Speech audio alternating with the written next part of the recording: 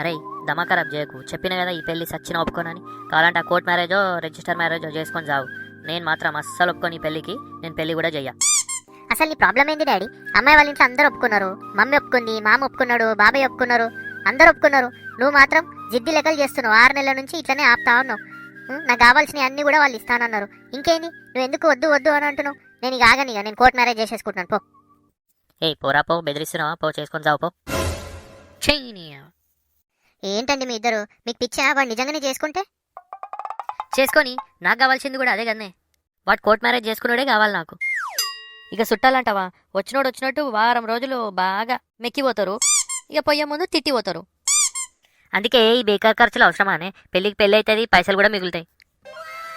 దాని బదులు వానికి ఒక 5-6 లక్షలు ఇచ్చినామనుకో, వాడు యూరప్ ట్రిప్ పోతాడు, నీకు ఇంత బంగారం చేపిస్తా, నేను ఒక యాక్టివా కొంటా. ఎట్లున్నది ఐడియా? సిగ్గుందా నీకు అసలు? ముందే ఎందుకు చెప్పలే? ఐడియా బాగుంది. నీ చైనీస్ ముఖం నాన్న, భయపడ్డాను కానీ నేను.